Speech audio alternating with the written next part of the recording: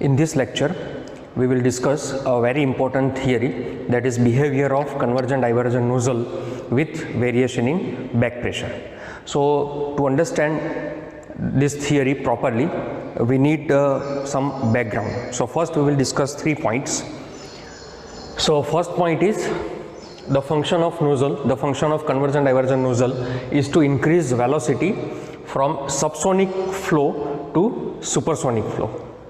The second, the function of nozzle is to increase the velocity and to decrease the pressure. So, always in nozzle the velocity should be increasing and the pressure should be decreasing. So, nozzle is basically converts this pressure energy into kinetic energy throughout the nozzle from inlet to exit. And we know the shape of nozzle in order to increase the velocity and to decrease the pressure. What should be the shape of nozzle? So that we have discussed in our previous lecture. So if you are handling a subsonic flow, then your nozzle should have shape of decreasing cross section area. So that is a convergent type of shape. And if you are handling a supersonic flow, then in order to increase the velocity and to decrease the pressure, shape of nozzle should be increasing cross section area. So your shape of nozzle should be diverging cross section, that also we know. Okay, so for subsonic flow, nozzle should be convergent type, and if you are having supersonic flow, your nozzle should have diverging cross section. Now third point is, whenever you have Mach number equal to 1 at throat, so that is the condition for maximum flow rate. So ideally all the nozzle should have Mach number 1 occurring at the throat. So under this condition, when you have Mach number equal to 1 at throat, whatever the properties at the throat are called as critical properties. So P star, C star and T star are the critical properties, are the properties at the throat. So what is P star? So P star is basically a critical pressure, and critical pressure depends on stagnation pressure. So we have this equation P star by P0 equal to 2 upon gamma plus 1 raised to gamma upon gamma minus 1. So for air, if you put gamma equal to 1.4, the value will be 0.528. So for a given stagnation pressure, what will be the critical pressure that you can calculate from this equation? So if you multiply your stagnation pressure, that is P0 by 0.528, then you will get the value of P star. Okay, so P star is a critical pressure. So you can understand in both the way. If you have Mach number 1 at the throat, the pressure at the throat will be critical pressure, or if you have achieved critical pressure somewhere in the nozzle, then your Mach number will be equal to 1. So P star is the condition where your flow becomes sonic flow. Okay, after sonic you will have supersonic flow. Okay, so these are the 3 points. Okay, always convergent divergent nozzle converts subsonic flow to supersonic flow. In case of nozzle, from inlet to outlet, continuously your velocity should increase and pressure should decrease. And if you have subsonic flow, your nozzle should be convergent. If you have supersonic flow, your nozzle should be divergent. Then only you will see increase in velocity and decrease in pressure. And Mach number 1 represents the critical pressure or critical properties at the throat. Okay, whenever you have Mach number equal to 1, there will be a critical pressure achieved, or whenever you have achieved critical pressure, you will have Mach number 1 at that local position. Okay, now to demonstrate the behavior of convergent divergent nozzle, we will have to conduct one experiment. Okay, so this is the arrangement of experiment. This represents a large size tank where the air or compressible gas is filled. So they are at rest. So this is the stagnation pressure P0 and stagnation temperature T0. Now this tank is sufficiently large that whatever the flow that is exit from this tank, always the P0 and T0 remains constant. So the size of this tank is very large. Now at this tank we have attached a convergent divergent nozzle. So this is a converging part of the nozzle and this is diverging part of the nozzle. And at the exit of nozzle again we have connected a buffer volume in order to have a back pressure. Okay, so we can maintain a back pressure with the help of this buffer volume. And then we have some valve. By operating this valve we can increase or decrease the mass flow rate, or say we can increase or decrease the back pressure. So this valve is utilized to control the back pressure, and then the flow will be rejecting into the atmosphere. So this is atmospheric pressure, this is back pressure, and at the tank or at the inlet of the convergent divergent nozzle you have P0, that is a stagnation pressure. Okay, now what we will do, we will gradually open this valve and we will gradually decrease this pressure. Okay, initially when the valve is closed, then there will be same pressure P0 and PB, and gradually we will open this valve. So we will gradually decrease this pressure, and as the pressure decreases from P0 to PB, gradually you will have flow of your gases. Okay, and there will be a change in pressure as well as change in velocity. So change in pressure and change in velocity with respect to the length of the nozzle that we will plot here. So this vertical axis, this represents the pressure, and this vertical axis represents the velocity. So as the pressure decreases, the velocity will increase. Okay, so pressure and velocity variation that we will plot here. Okay, now we know from the P0 value we can always calculate the P star value. So I have marked here a P star value. Okay, so this P star is represented at this location, and whenever you have P star or critical pressure achieved, you will have a Mach number equal to 1 at the throat. So this location or this point is marked for Mach number equal to 1. So gradually your pressure will reduce and gradually your velocity will increase, and your velocity becomes such that at this location your Mach number is equal to 1. So for this critical pressure your flow becomes sonic at this location. Okay, so this is the P star and Mach number 1 mark. Now we will discuss various 4 cases. So let us take one by one cases. Okay, so our first case is when you have PB, so back pressure is equal to stagnation pressure. So your valve is tightly closed, there will be no mass flow rate, so there will be no change in pressure. So this curve A represents the case number 1, PB equal to P0, PB equal to P0, PB1 equal to P0, and there will be no mass flow rate. Mass flow rate will be 0, and there will be no pressure variation, or there will be no change in velocity also. Okay, now case number 2, now we will gradually opening this valve. So this PB now will be reduced from P0. Now gradually we are decreasing the PB, but the pressure at throat will be higher than the critical pressure. Okay, so that is the condition. So now gradually we will decrease the back pressure, or we have set the back pressure value, that is PB2 and PB3. Okay, so now first we have set the value PB2. So what happens, the gradually in the convergent portion the pressure will reduce, and here at throat the pressure PT will be higher than this critical pressure. Okay, so this is our critical pressure. So you can see at the throat the pressure PT is higher than the critical pressure. PT is higher than critical pressure. Okay, So the meaning of this is, at the throat, since you have not reached to a critical pressure, while lowering the pressure, while expanding the flow, the pressure at the throat is still higher than the critical pressure. That means at the throat you have not achieved the velocity,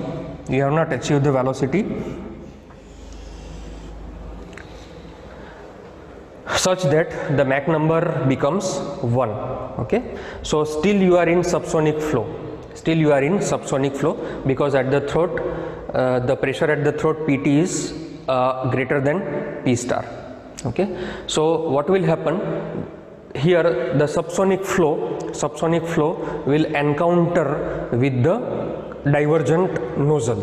Okay, and we know if you have a subsonic flow, then you will have a convergent portion which will increase the velocity and decrease the pressure. But for a subsonic flow, if you have this kind of shape, that is diverging cross section, then it will not act like a nozzle, rather it will act like a diffuser.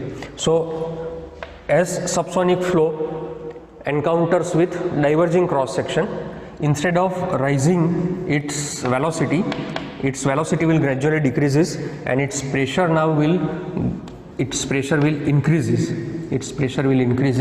and it will match the set value of back pressure, that is PB2. The same case happens for PB3 also. Okay, so for PB3 also gradually the pressure will decrease, but here at the throat still the pressure has not reduced to a critical pressure.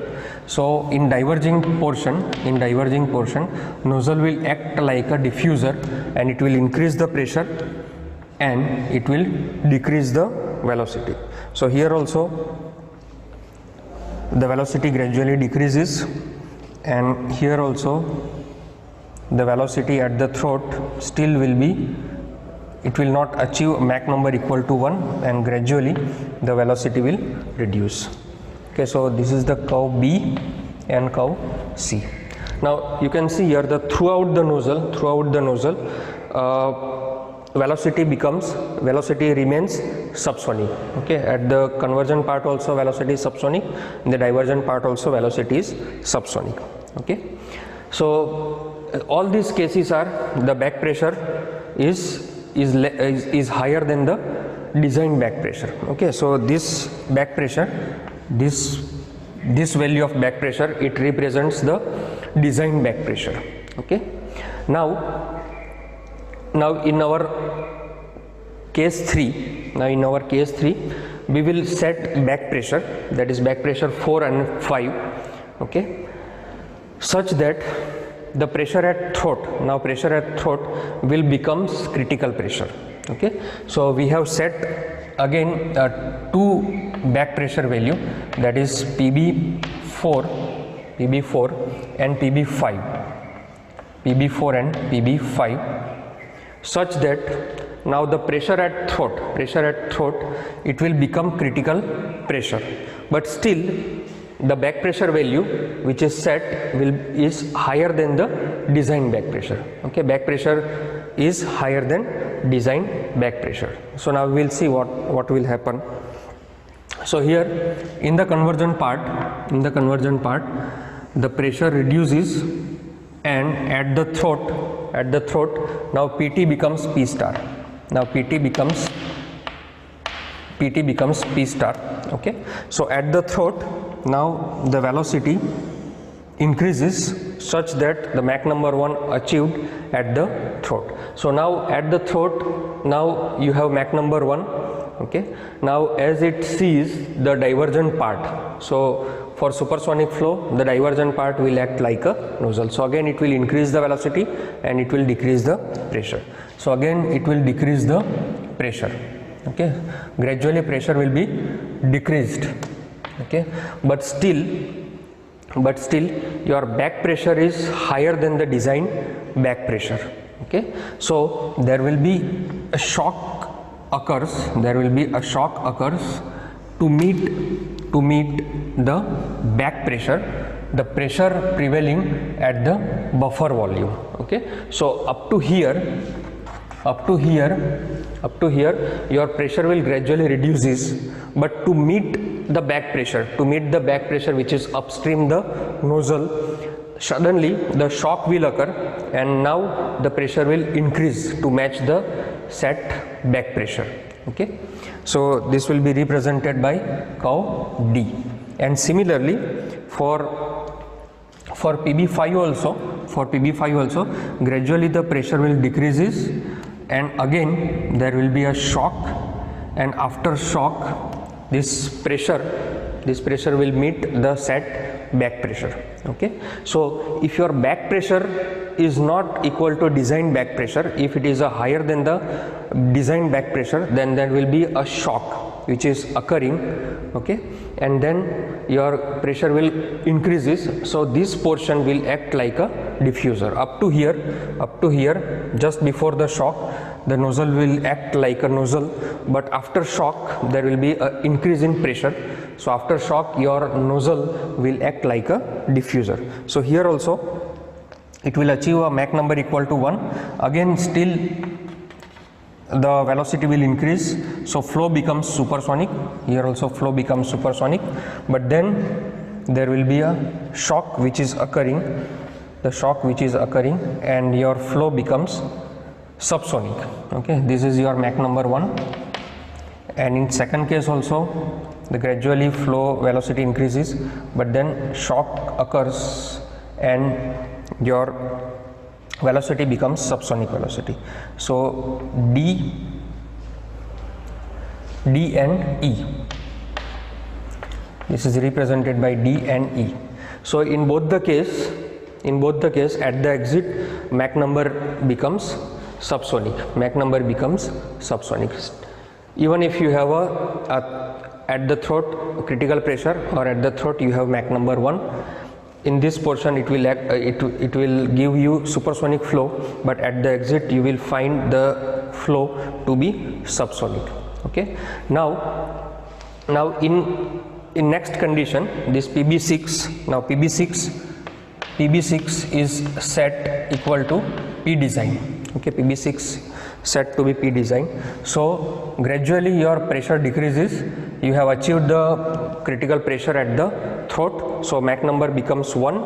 Again gradually your pressure decreases, velocity increases to a supersonic, and then at the exit also you will get Mach number greater than 1. So gradually the velocity will increase and gradually the pressure will decrease and it meets the design back pressure.